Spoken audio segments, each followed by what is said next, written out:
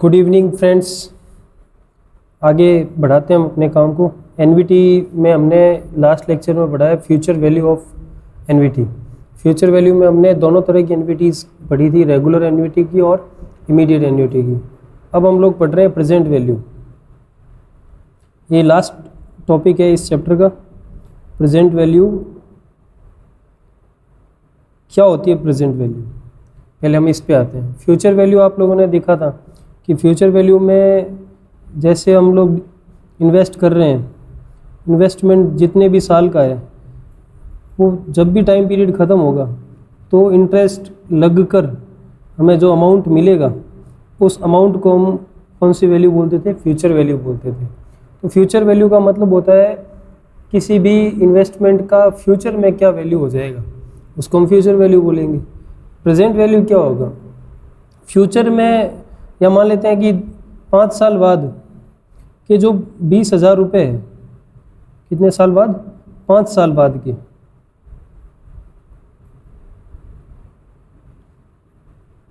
उसकी आज की डेट में क्या वैल्यू है। अगर मैं 2020 में, ये मान लो 2024 की कोई इन्वेस्टमेंट है या 2024 में हमें 20,000 रुपये मिलने वाला है, ठीक है, उसकी मैं आज की डेट में अगर कीमत तय करना चाहूँ कि वो 20,000 रुपये जो हमें 2024 में मिलने वाले हैं, क्या आज की डेट में भी हमें 20,000 रुपये मिलेंगे? अगर मान लो इस पे अभी मान लो जो बैंक का लोन स्ट्रक्चर है उसमें बैंक 8% पर एनम से हमें इंटरेस्ट देती है, तो ये जो 20,000 रुपये का इन्वेस्टमेंट 2024 का है या 2024 में जो हमें 20,000 रुपये मिलने वाले हैं, मैं उसको अगर आज ग्रैब करना चाहूँ, आज लेना चाहूँ, तो क्या उस 20,000 की कीमत आज भी 20,000 होगी? नहीं होगी, है ना। इस 20,000 रुपये की आज की डेट की जो कीमत होगी, आज की डेट में इसकी जो भी वैल्यू होगी इस 20,000 से कम ही होगी, ठीक है। क्यों? क्योंकि यहाँ से यहाँ पहुँचने में कितने % इंटरेस्ट इन्वॉल्व है? 8% इंटरेस्ट इन्वॉल्व है। यानी ये जो 20,000 रुपये आया है ये इंटरेस्ट कमाने के बाद मिला है हमें, है ना, कंपाउंडेड होके मिला है ना। लेकिन अगर मैं इसको वापस आज की डेट पे इसकी कीमत निकालना चाहूँ तो मुझे 20,000 से बहुत कम पैसे मिलेंगे।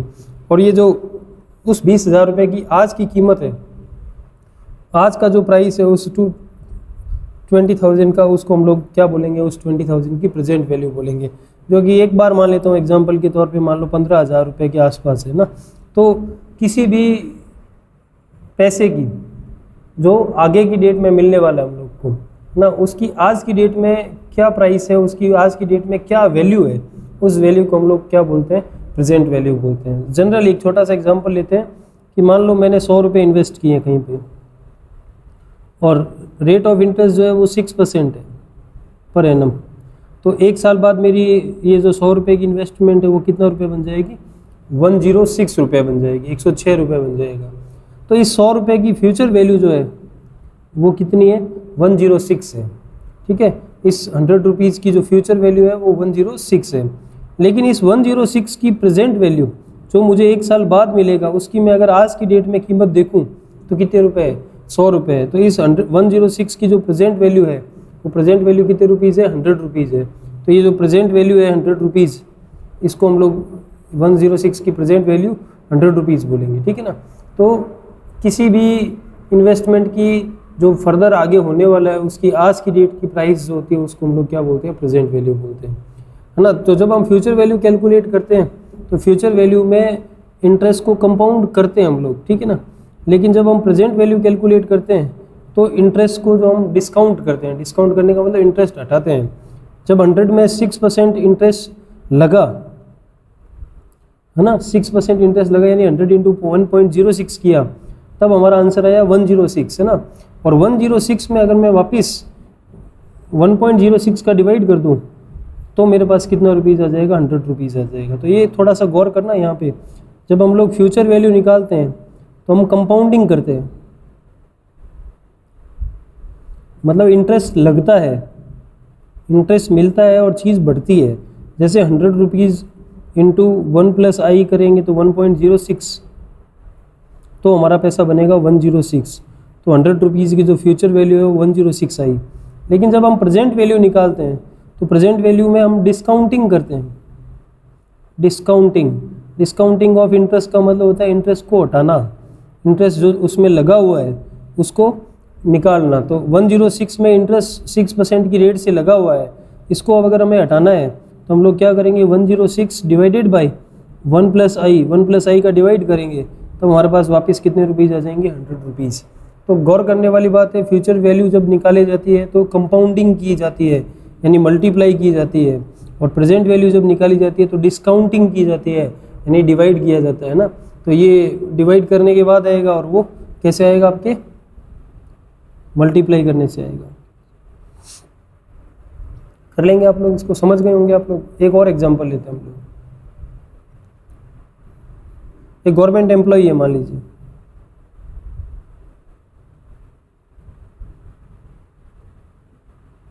ठीक है, उसको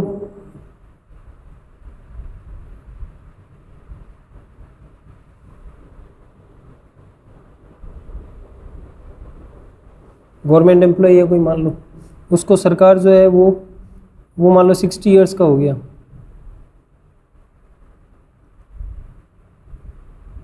ठीक है, मतलब रिटायर हो गया। तो रिटायर होने के बाद क्या मिलती है, पेंशन मिलती है, ठीक है।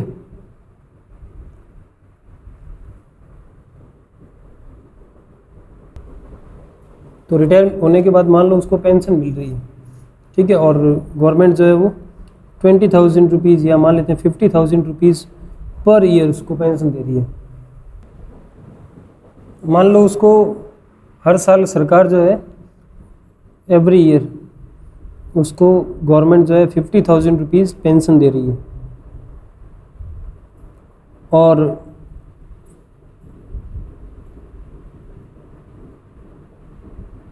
ये पेंशन उसको एक्सपेक्टेड ऐसा है कि 20 साल तक मिलेगी। ऐसे कितने साल तक मिलेगी, 20 ईयर्स तक मिलेगी। उसकी एक्सपेक्टेड लाइफ जो है वो 70 ईयर्स है, ये मान के 80 ईयर्स है, ये मान के चलते हैं। 60 का तो हो ही गया, 20 साल तक उसको पेंशन और मिलेगी, एक्सपेक्टेड लाइफ है उसकी। अब वो एम्प्लॉय ये चाहता है कि उसको ये 50-50 हज़ार रुपये साल भर से नहीं मिलकर, वो चाहता है कि जब वो रिटायर हुआ उसी टाइम उसको यहीं पर at the time of retirement वो जो सारा पैसा उसको मिलने वाला है 50-50 हज़ार रुपये हर साल से 50,000 इंटू 20 जो मिलने वाला है, उसकी इक्विवेलेंट सम यहाँ मिल जाए उसको। वो जो 50-50 हज़ार रुपये सरकार हर साल देगी, वो चाहता है कि उसको एक ही किस्त में फर्स्ट जिस दिन वो रिटायर होता है उसी दिन उसको ये सारा चीज़ पे हो जाए, उसके इक्विवेलेंट सम जो है उसी दिन पे हो जाए। तो क्या उसको 50,000 इंटू 20 के हिसाब से मिलेगा? नहीं मिलेगा। 50,000 इंटू 20 से तो उसके पैसे बहुत ज़्यादा हो जाएंगे, कारण कि यहाँ जो गवर्नमेंट उसको 50,000 पर ईयर दे रही है उसमें गवर्नमेंट जो है वो इंटरेस्ट कमा रही है, ठीक है ना। यहाँ पहले 50,000 रुपये में एक ईयर का इंटरेस्ट शामिल होगा, दूसरे 50,000 रुपये में 2 सालों का इंटरेस्ट शामिल होगा, तीसरे 50,000 रुपये में 3 ईयर्स का इंटरेस्ट होगा। ऐसे करके गवर्नमेंट इंटरेस्ट अर्न कर रही है। तो यहाँ पर जो उसको इक्विवेलेंट सम मिलेगा, वो सम जो होगा वो इस टोटल सम से क्या होगा, कम होगा। और ये जो सम होगा इसी को हम लोग उसकी पूरे रिटायरमेंट वाले जो पैसे हैं उसकी कौन सी वैल्यू बोल सकते हैं, प्रेजेंट वैल्यू बोल सकते हैं। तो ये उसकी प्रेजेंट वैल्यू हो जाएगी। तो प्रेजेंट वैल्यू का मतलब है कि जो सम हमें आगे मिलने वाला है उस सम के इक्विवेलेंट सम अगर हम सिंगल इक्विवेलेंट सम लेना चाहें तो वो जो सिंगल इक्विवेलेंट सम होगा जिसमें इंटरेस्ट जुड़ा हुआ है, उस इंटरेस्ट को डिस्काउंट करके, उस इंटरेस्ट को हटा के हम बिना इंटरेस्ट की चीज़ें अगर हम जिसको हम प्रिंसिपल बोल सकते हैं, वो प्रिंसिपल जो होता है उसी को हम लोग क्या बोलेंगे, प्रेजेंट वैल्यू बोलेंगे। तो ये प्रेजेंट वैल्यू हो जाएगी उसकी टोटल रिटायरमेंट के बाद के पैसे की, ठीक है। तो ये एक और एग्जांपल है जिसमें हम प्रेजेंट वैल्यू का यूज़ कर सकते हैं। तो ये प्रेजेंट वैल्यू है। तो प्रेजेंट वैल्यू कुल मिला के हम नॉर्मल अगर वर्ड्स में बोलें तो जो हमें फ्यूचर में पैसा मिलने वाला है विद इंटरेस्ट, उसको अगर विदाउट इंटरेस्ट अगर आज ही हम लोग ले लें तो वो जो पैसा होगा विदाउट इंटरेस्ट वाला उसको हम कौन सी वैल्यू बोलेंगे, प्रेजेंट वैल्यू बोलेंगे। इसको हम कंपेयर कर सकते हैं प्रिंसिपल से। ये एक तरह से प्रिंसिपल हो गया, अमाउंट होता है प्रिंसिपल प्लस इंटरेस्ट, है ना, लेकिन ये खाली प्रिंसिपल ही हो गया एक तरह से आपका, ठीक है। एक छोटा सा एग्जांपल करते हैं। फाइंड प्रेजेंट वैल्यू ऑफ ₹20,000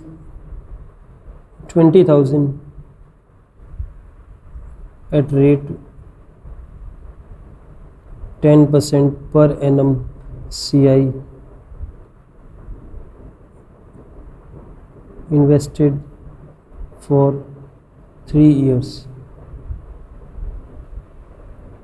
ठीक है, क्या क्वेश्चन है कि आपको प्रेजेंट वैल्यू निकालनी है। किसकी प्रेजेंट वैल्यू निकालनी है? 20,000 रुपीज़ की। किस रेट से? 10% से। कितने साल के लिए इन्वेस्ट किया गया? 3 साल के लिए इन्वेस्ट किया गया। गौर कीजिएगा, इस क्वेश्चन में ये कहीं नहीं लिखा हुआ कि ये जो 20,000 रुपीज़ है वो एन्युटी है, या ऐसा कोई हमें क्वेश्चन में सिग्नल भी नहीं मिल रहा है कि एवरी ईयर लिखा हुआ है कि 20,000 रुपये हर साल इन्वेस्ट हो रहे हैं। तो अगर हर साल इन्वेस्ट नहीं हो रहे तो ये एन्युटी नहीं है, यानी ये एक सिंगल टाइम इन्वेस्टमेंट है। 20,000 रुपये किसी बंदे ने लगाए हैं, कितने साल के लिए लगाए हैं? 3 साल के लिए लगाए हैं। मतलब हमें 20,000 रुपये मिलने वाले हैं, है ना, कहीं से, यूँ समझ लीजिए इसको। इन्वेस्टेड नहीं करके हम यूँ बोल दें कि हमें 3 साल के बाद में कितने रुपए मिलने वाले हैं? 20,000 रुपये मिलने वाले। इन्वेस्टेड वर्ड हटा देते हैं। तो उस 20,000 रुपये की आज की डेट में, 3 साल पहले की डेट में उसकी प्रेजेंट वैल्यू क्या होगी? ये प्रेजेंट वैल्यू हमें निकालनी है। लेकिन रेट ऑफ इंटरेस्ट कितना परसेंट है? 10% पर एनम है।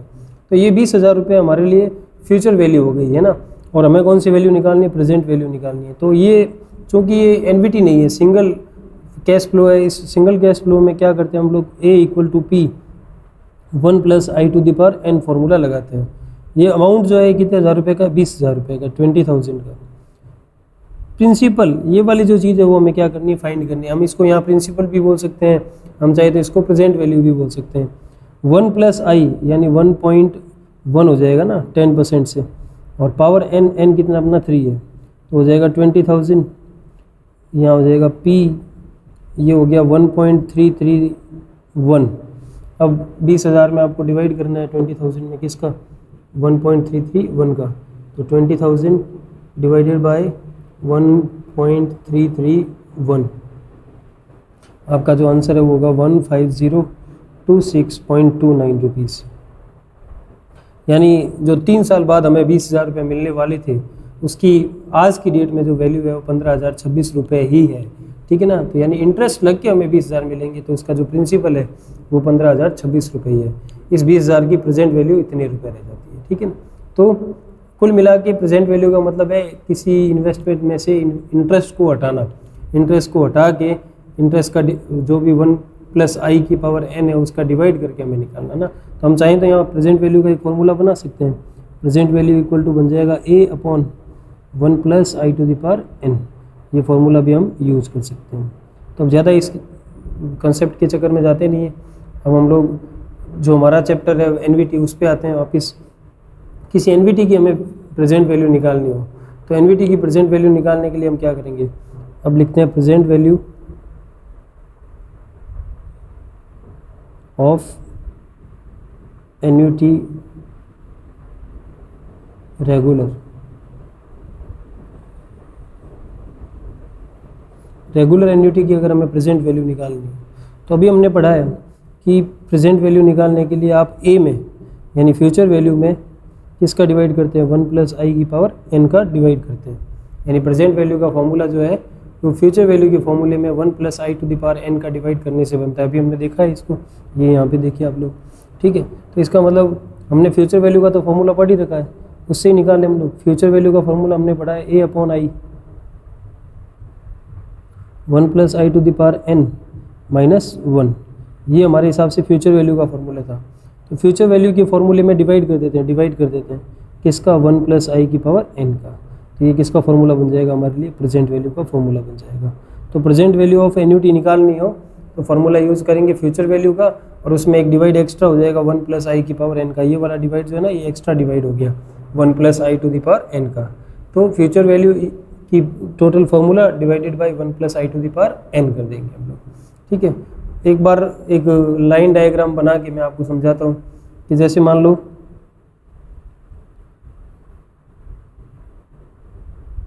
सपोज करते हैं हम लोग कि हमारे पेरेंट जो है वो हमारे खाते में 5,000 रुपीज़ जो है end of first year, end of second year, end of third year और एंड ऑफ 4th ईयर जमा कराने का हमें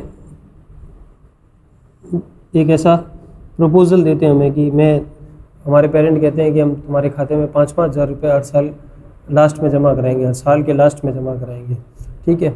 और पहले साल 5,000 जब ख़त्म हुआ पहला साल, दूसरा साल ख़त्म हुआ तो 5,000, तीसरा ख़त्म हुआ तो 5, यानी हमारा एक तरह से हम वो 20,000 रुपये 5-5-5 करके दे रहे हैं।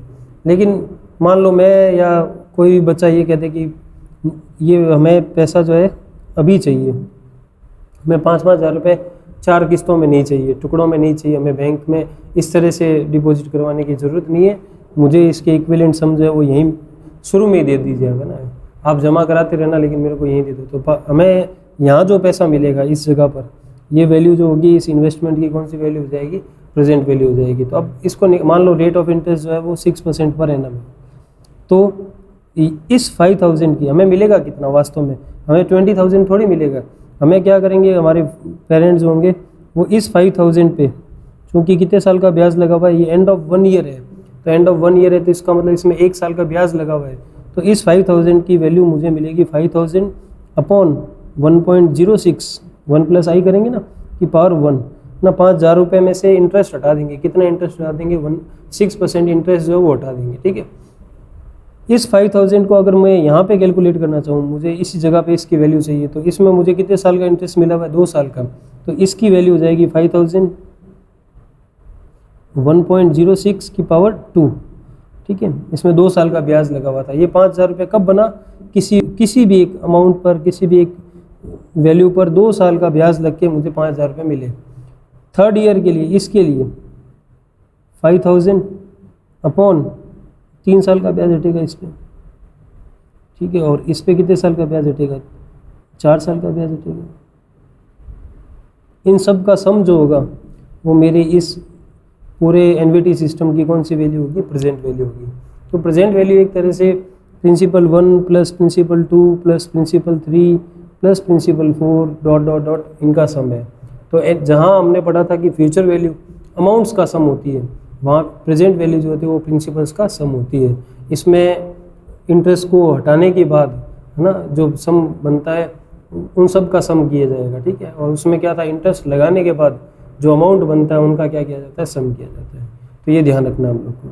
नेक्स्ट पे आते हैं हम लोग, अब सवाल करते हैं हम लोग। जैसे मान लो क्वेश्चन आ गया, find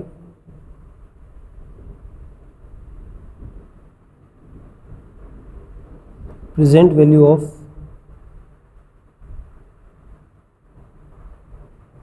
an annuity of rupees 10,000 at 6% per annum CI for 7 years. Payment is made at the end of every year. हर साल के लास्ट में क्या किया जाता है, पेमेंट दिया जाता है, और हर साल के लास्ट में पेमेंट दिया जाता है। इसका मतलब एन्युटी जो है आपकी वो कैसी हो गई, रेगुलर हो गई। अब आपको इस क्वेश्चन में प्रेजेंट वैल्यू निकालनी है।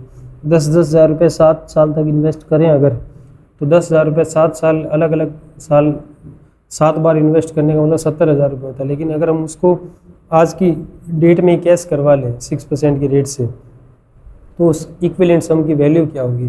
तो उसको निकालने के लिए अब सीधा हम फॉर्मूला यूज़ करेंगे, present value equals to A upon I 1 plus I raise n minus 1 upon 1 plus I to the power n, ठीक है। अब यूज़ करते हैं value equals to A, annuity 10,000 रुपये की, I 0.06 1.06 to the power 7 year है ना, माइनस 1, और यहाँ नीचे आ जाएगा 1.06 टू द पावर 7। अब यहाँ हमें कैलकुलेटर का बहुत यूज़ करना पड़ेगा। क्या करते हैं, पहले 1.06 की पावर 7 निकाल लेते हैं। तो 1.06 इसकी पावर 7 1.5036 ये आया 1.5036, ऊपर हो जाएगा, इसमें से 1 माइनस करना है, तो 1.5036 एक लिख के दिखा देता हूँ पूरा, अगले क्वेश्चन में आप लोग सीधा खुद ही कैलकुलेट करोगे। तो क्या हो जाएगा 10,000 अपॉन 0.06, ऊपर हो जाएगा 0.5036, नीचे हो जाएगा 1.5036। अब मल्टीप्लाई और कर लेते हैं, कैसे होगी मल्टीप्लाई देखें। 10,000 की मल्टीप्लाई करो आप, 10,000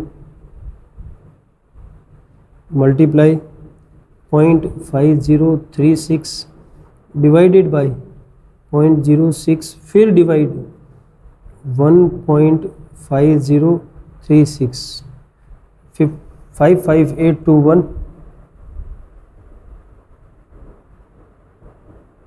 0.58 रुपीज़।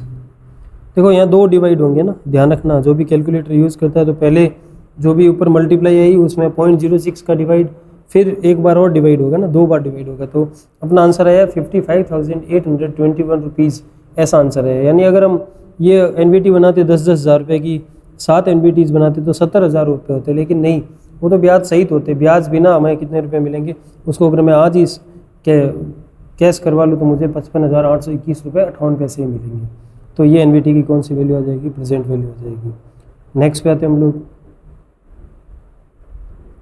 नेक्स्ट क्वेश्चन लेते हैं प्रेजेंट वैल्यू का।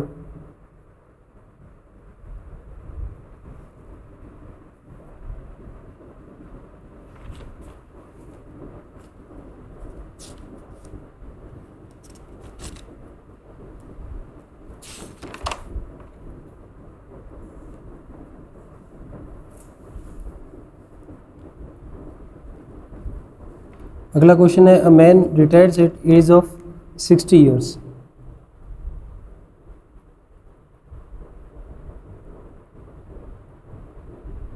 At the age of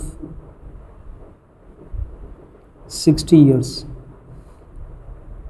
and his employer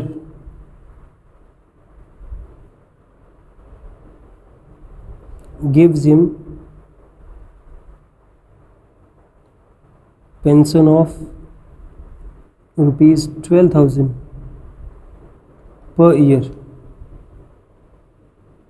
for next 13 years. If the rate of interest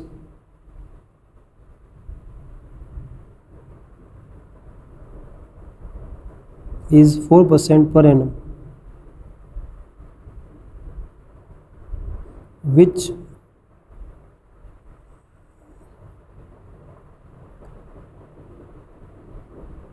what single sum is equivalent to his pension? A man retires at age of 60 years. एक आदमी 60 years की as में retire होता है। His employer gives him pension of rupees 12,000 per year for next 13 years. लिखा नहीं है कब देता है, इसका मतलब हम ये मानेंगे साल के लास्ट में देता है, ठीक है। तो अन्यूटी जो है वो बन रही है 12,000 रुपये की, हर साल उसको 12-12 हज़ार रुपये मिल रहे हैं, ठीक है। कितने साल के लिए मिलेंगे, 13 साल के लिए मिलेंगे, 13 ईयर्स के लिए मिलेंगे। और रेट ऑफ इंटरेस्ट जो है वो 4% पर एनम है, rate of interest 4% per annum है।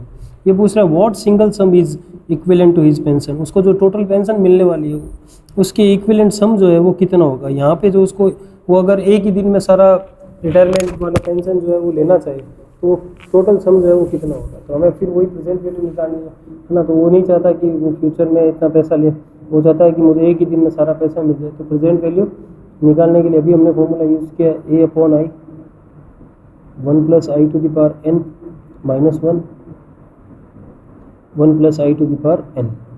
तो प्रेजेंट वैल्यू इक्वल्स टू जाएगा ए कितना है, एनवीटी 12,000 रुपये की, अपॉन आई है 0.04, यहाँ हो जाएगा 1.04 to the power 13 -1 1.04 to the power 13। तो इसको हमें सॉल्व करना है। क्या करें, 1.04 की पावर 13 निकाल लेते हैं। 1.04 1.04 इसकी पावर 13, 1.6650। तो देखो यहाँ गौर करना,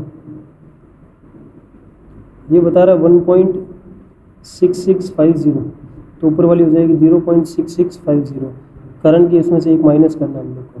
अब क्या करें, 12,000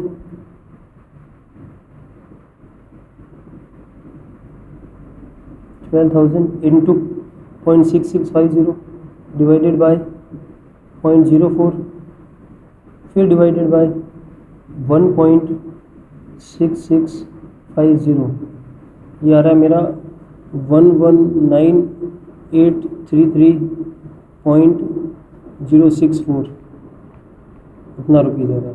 तो 1,19,833 रुपीज़ 64 पैसा 06 पैसा 6 पैसे ही बोल सकते हैं। तो कह सकते हैं कि अगर वो अपने रिटायरमेंट का पैसा एक ही दिन में निकलना चाहे, बाहर लेना चाहे, तो लगभग उसको इतना रुपये मिलेगा। अब आप लोग एक बार कैलकुलेशन, आपसे रिक्वेस्ट है कि कैलकुलेशन आप लोग अपने कैलकुलेटर से करके देखें।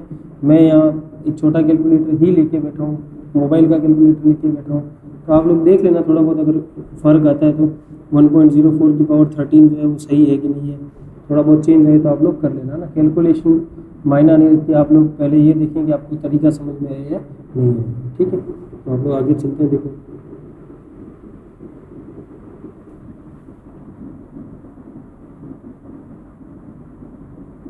नेक्स्ट क्वेश्चन पे आते हैं। नेक्स्ट है अपना रीपेमेंट ऑफ लोन।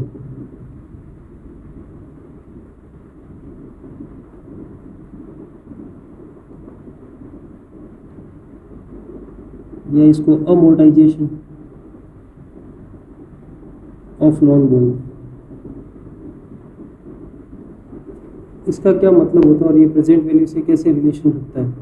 मान लो किसी बंदे ने लोन लिया 5 लाख रुपीज़ का, 5 लाख रुपए का लोन लिया, ठीक है। या हम यूँ मान लेते हैं कि उसने कोई कार ली है और कार उधार ली है, लोन पे ली है, और कितने लाख, 5 लाख की वो कार है, ठीक है। अब ये 5 लाख का लोन वो इंस्टॉलमेंट्स में वापस चुका रहा है, इक्वल इंस्टॉलमेंट्स में। वो ये इस बात पे एग्री हो जाता है कि ये जो लोन है वो इक्वल इंस्टॉलमेंट्स में चुकाएगा, यानी इस लोन को वो इंस्टॉलमेंट्स में चुका रहा है। हर साल के लास्ट में वो कुछ या शुरू में कुछ पैसे देगा। मान लो वो X रुपए की इंस्टॉलमेंट बनाता है, हर बार वो X रुपए चुकाता है। इक्वल इंस्टॉलमेंट का मतलब हर इंस्टॉलमेंट इक्वल है, ठीक है। अब हर इंस्टॉलमेंट में दो चीज़ें मिली हुई होगी, एक तो प्रिंसिपल अमाउंट होगा और एक ब्याज होगा, ठीक है। ये इस तरह से सेट की जाती है कि किसी में प्रिंसिपल ज़्यादा होगा, ब्याज कम होगा, फिर धीरे धीरे ब्याज कम होता जाएगा, प्रिंसिपल बढ़ता जाएगा। तो ये जो किस्तें बनती है, इस 5 लाख रुपए में जो भी लोन के साथ साथ ब्याज जुड़ा होता है, उनको जोड़ के फिर इक्वली इसको X रुपीज़ की किस्तें बना के बनाया गया होता है। अब हर किस्त में प्रिंसिपल और इंटरेस्ट होता है। अब प्रिंसिपल हर किस्त का इक्वल नहीं होता, इंटरेस्ट जो है वो भी इक्वल नहीं होता है। प्रिंसिपल और इंटरेस्ट का सम जो होता है वो हर किस्त का क्या होता है, इक्वल होता है। तो जब रीपेमेंट ऑफ लोन करते हैं हम लोग, तो 5 लाख रुपए का जो लोन था वो वापस चुकाना पड़ रहा है, X रुपीज़ की किस्तें दे के चुकाना पड़ रहा है। और मान लो ऐसे वो 10-12 किस्तें देता है, मान लेते हैं 50-50 हज़ार रुपये की किस्तें दे रहा है, तो 50 हज़ार की वो 10 किस्तें नहीं देगा। 10 किस्तें देने से तो 5 लाख रुपए बिना ब्याज के हो गए। वो 50 हज़ार रुपये की हो सकता है 11 किस्तें दे दे, 12 किस्तें दे दे, जो भी रेट ऑफ इंटरेस्ट होगा उस पर डिपेंड करेगा।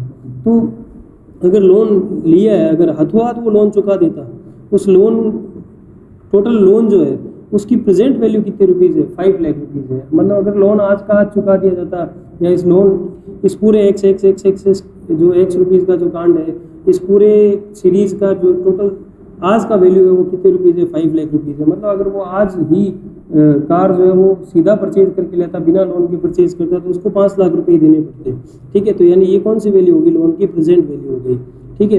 लेकिन जब वो किस्तों में एन्युटी की फॉर्म में दे रहा है, तो उसको 5 लाख रुपए से क्या देना पड़ेगा, ज़्यादा देना पड़ेगा ना। तो जब रीपेमेंट ऑफ लोन होता है, इंस्टॉलमेंट्स में अमोर्टाइजेशन ऑफ लोन होता है, तो लोन में सारी इंस्टॉलमेंट्स होगी वो इक्वल होगी, और ये हर इंस्टॉलमेंट जो है वो एनवीटी की इक्वल होगी, वो एनवीटी बन जाएगी। और ये जो लोन की राशि होगी, जो लोन का अमाउंट होगा 5 लाख, 10 लाख, 7 लाख, जितने का भी उसने लोन लिया 20,000 30,000, लोन जितने रुपीज़ का होता है वो उस लोन की कौन सी वैल्यू होती है, प्रेजेंट वैल्यू होती है। तो लोन की प्रेजेंट वैल्यू जो है वो किस्तों में चुकाई जाती है, ठीक है। अब यहाँ पर ये लोन जो है ना, ये तो बिना ब्याज का है ना, बिना ब्याज की जो चीज़ होती है हम उसको प्रेजेंट वैल्यू बोलते हैं। और यहाँ एक्स रुपीज़ जो भी होगा उसमें क्या लगा हुआ होगा, ब्याज लगा हुआ होगा। तो हमें जब लोन का सवाल मिलेगा, क्वेश्चन में लिखा हुआ आएगा कि लोन का रीपेमेंट हो रहा है, इंस्टॉलमेंट्स में हो रहा है, तो हमें ये समझ लेना है कि वो जो लोन की राशि है, लोन जितने रुपए का लिया है, उस लोन का अमाउंट जो है उसको हम लोग प्रेजेंट वैल्यू बोलेंगे, ठीक है ना। क्यों? क्योंकि वो बिना ब्याज का होगा, ब्याज हटाया हुआ होगा उसमें से, ब्याज लग के तो हम आगे चुकाएंगे उसको, ठीक है ना। तो ये हमें ध्यान रखना है। मान लो इसका एक क्वेश्चन लेते हैं हम लोग,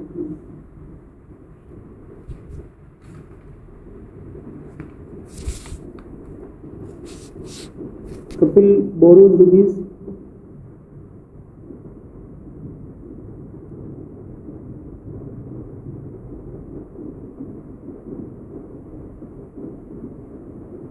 50,000 5 lakh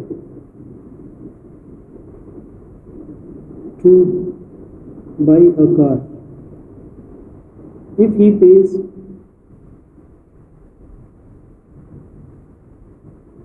equal installments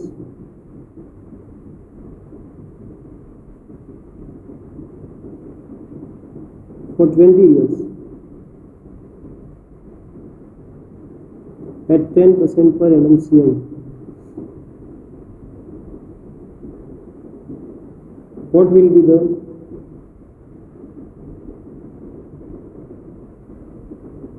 equal installment?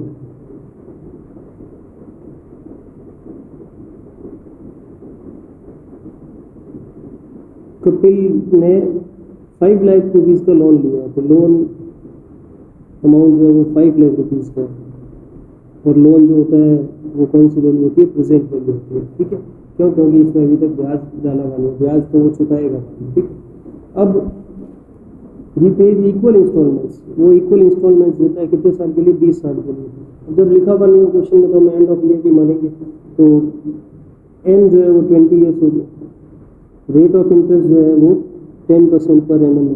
तो वो पूछ क्या रहा है आपसे, what will be the equal instalment, instalment कितने रुपए की आएगी, किस्त कितने रुपए की आएगी। बहुत सारी केसेस में आप लोग भी बहुत छोटे हो, जब हम लोग भी कोई बाइक खरीदने जाते हैं, या मान लो हम लोग कोई मकान परचेज कर रहे हैं बिल्डर से, तो वो मकान अगर हम किस्तों में लेते हैं या बैंक से लोन लेते हैं, तो वहाँ जो बैठा हुआ एम्प्लॉय होता है वो हमें तुरंत बता देता है कैलकुलेट करके कि अगर आप इतने का लोन लेंगे तो आपकी किस्त इतने रुपए की आएगी, अगर आप 5 लाख का लोन लेते हो तो आपकी किस्त इतने रुपए की आएगी। क्यों? क्योंकि उसके पास एक कैलकुलेटर होता है जिससे वो EMI कैलकुलेट करता है। ये जो EMI हमें निकालनी है, वो EMI जो है हमारे इस क्वेश्चन में एनविटी है।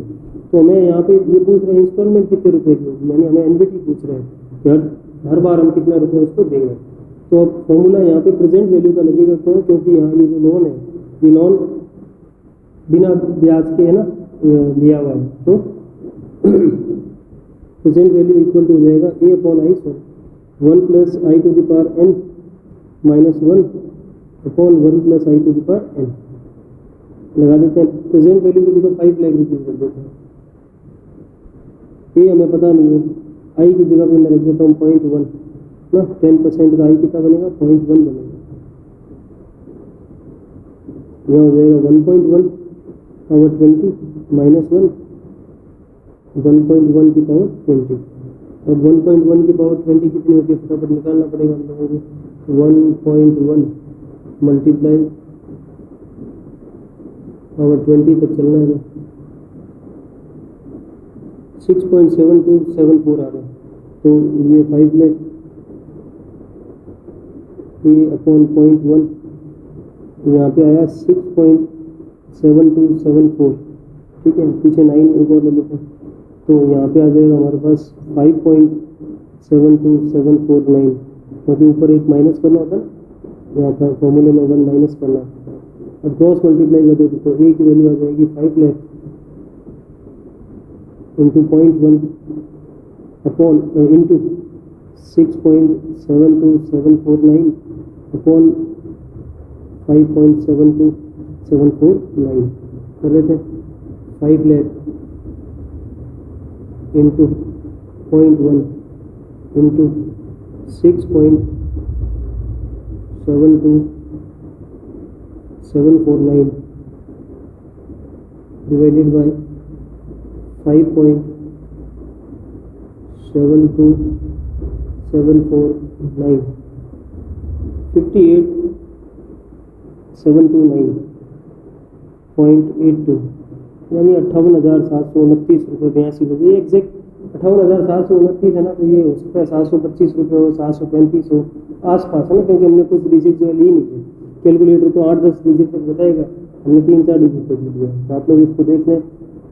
यानी अगर उसको अपना ये लोन चुकाना है तो 58,729 रुपये 84 पैसे 82 पैसे उसको हर किस्त की देनी पड़ेगी। तो ये एक तरह से EMI निकालने का काम हो गया कि अगर हम 5 लाख रुपए का लोन लेते हैं और रेट 10% है और इतने साल के लिए लोन लिया हमने 20 साल के लिए, तो हमें कितने रुपए चुकाने पड़ेंगे? तो 58,729 रुपये 82 पैसे जो है हमें चुकाने पड़ेंगे। यानी देखा जाए तो इस इंस्टॉलमेंट प्लान में ब्याज बहुत लग जाएगा, तो इंटरेस्ट है वो बहुत ज़्यादा लग जाएगा ना। तो नेक्स्ट पे आता है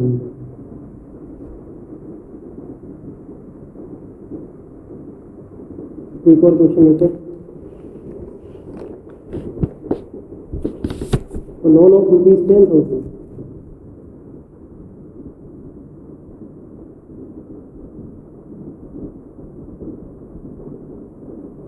is to be paid back in 30 equal installments. The amount of each installment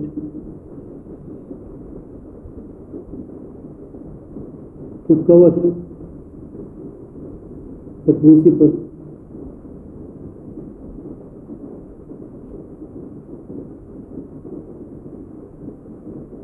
to cover the loan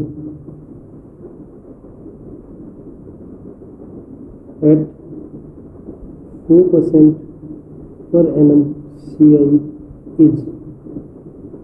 क्या कह रहा है क्वेश्चन? देखो, ये कह रहा है कि एक बंदा लोन लेता है कितने हज़ार का? 10,000 का। तो प्रेजेंट वैल्यू जो है ऑफ लोन वो कितना हो गया? 10,000 रुपये। जो वो पे बैक करता है वापस 30 इंस्टॉलमेंट्स में, तो नंबर ऑफ इंस्टॉलमेंट्स हो गया 30। रेट कितना परसेंट है? 4% पर एनम है। ठीक है, आपसे ये कह रहा है कि लोन की इंस्टॉलमेंट कितने रुपए की आएगी, EMI यानी एन्युटी कितने रुपए की आएगी। सेम ही क्वेश्चन हो गया ये तो ये चलो फटाफट कर देते हैं इसको। इधर present value equals to A/I, formula है ए कितना है अपना पता नहीं है, I.04, यहाँ आ जाएगा 1.04 टू द पावर 30 -1, और यहाँ आ जाएगा 1.04 टू द पावर 30। पूरा करें या कर लोगे आप लोग? चलो कर देते हैं। 1.04 टू द पावर 30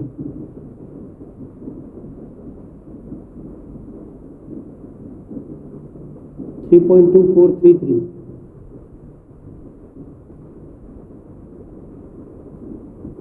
ये है 3.24339, तो ऊपर हो जाएगा 2.24339।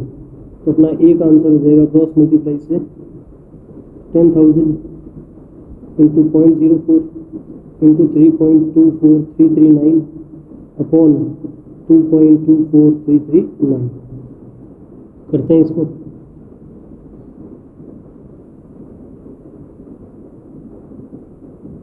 इंटू 0.04 डिवाइडेड बाय 2.24339, ये ऑलमोस्ट 578.30 रुपीज़ आ रहा है। यानी यहाँ पे जो किस्त बनेगी वो कितने रुपए की बनेगी? 578 रुपये 30 पैसे की। तो अगर किसी बंदे को 10,000 रुपये का लोन 4% की रेट से 30 किस्तों में चुकाना हो तो उसको हर किस्त कितने रुपए की देनी पड़ेगी? 578 रुपीज़ की देनी पड़ेगी। तो आराम से कर सकते हो आप। ये एक तरह से EMI हो गया ना, तो EMI कितने रुपए की आएगी? 578 रुपीज़ की। नेक्स्ट क्वेश्चन पे आते हैं। शॉर्ट में कर देता हूँ, शॉर्ट में लिख देता हूँ क्वेश्चन को, नहीं तो फिर वीडियो लंबा हो जाएगा। क्वेश्चन क्या है?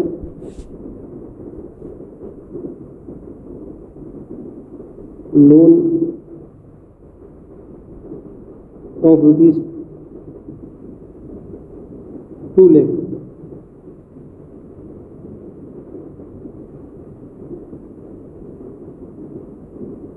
ठीक है, number of installments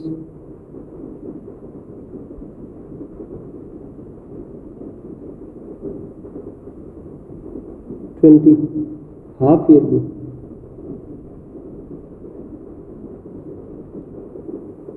rate 12% per annum CI if first installment is paid after 6 months of purchase. The amount of each installment is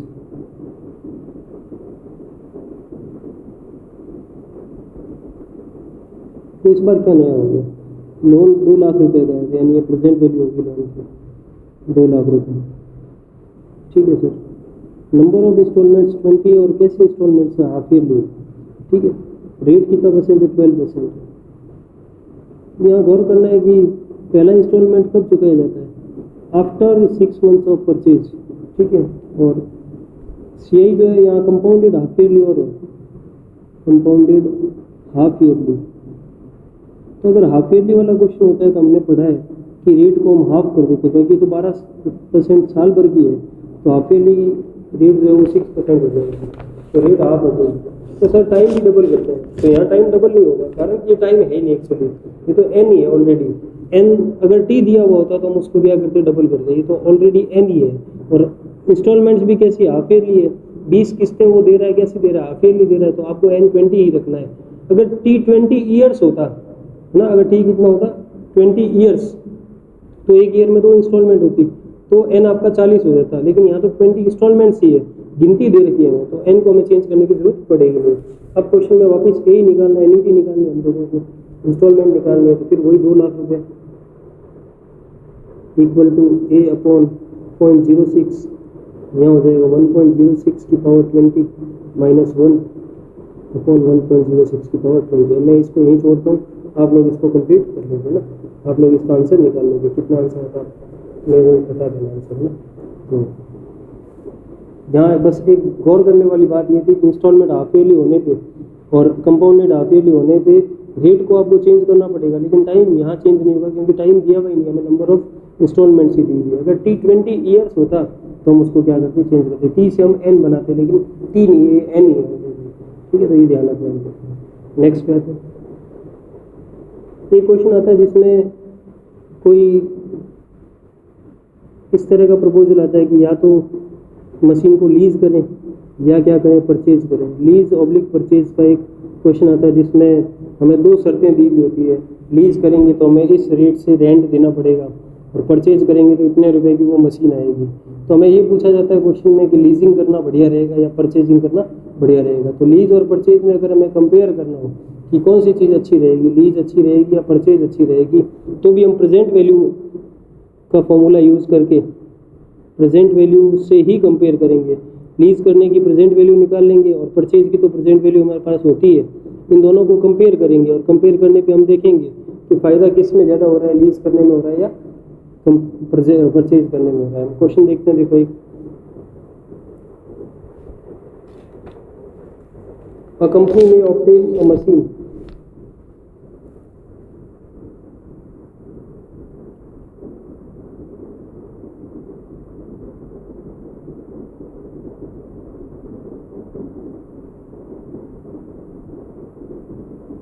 either by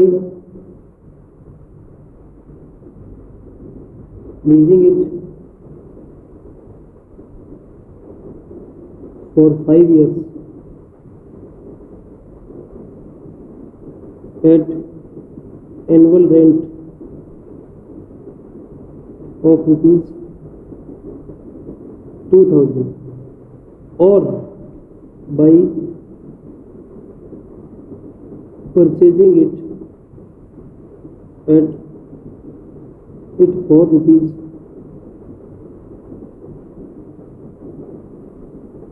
₹8100। Which alternative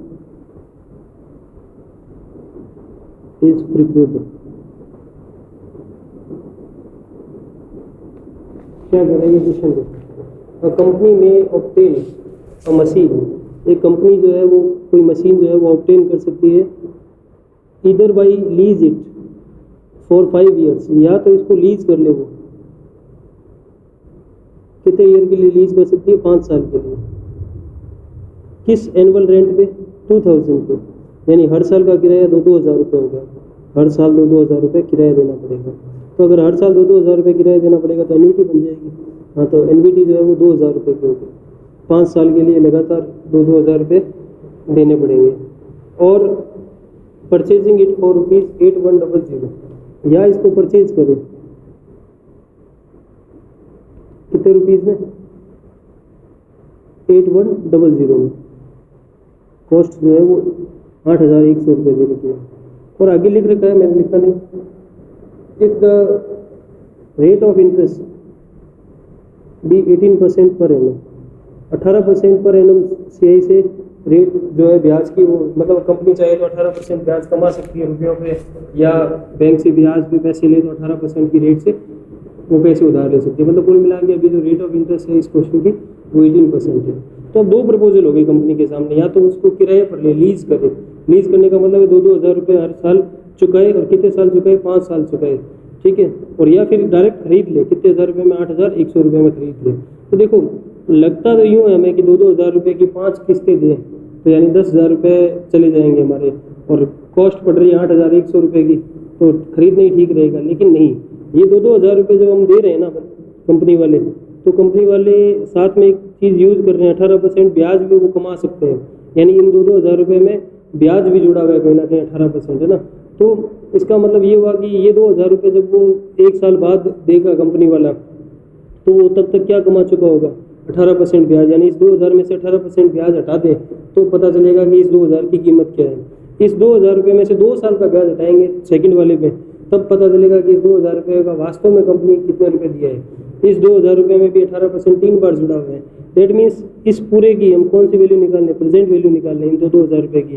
तो इस प्रेजेंट वैल्यू को पूरे हम कंपेयर करेंगे किससे, कॉस्ट से कंपेयर करेंगे। तो प्रेजेंट वैल्यू लीजिंग की मैं निकाल रहा हूँ, प्रेजेंट वैल्यू लीज करने की ए हो जाएगा 2000, आई हो जाएगा 0.18, 18% है ना, और यहाँ हो जाएगा 1.18 to the power 5 minus 1, 1.18 to the power 5। अब 1.18 की पावर 5 निकाल लेते हैं,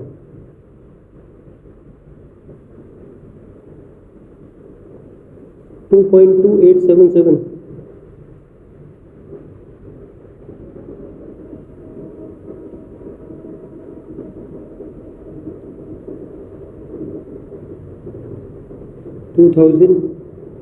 अपॉन 0.18, यहाँ वैल्यू आ गई इसकी 2.28775, ऊपर हो जाएगा 1.28775। अब हम मल्टीप्लाई कर रहे हैं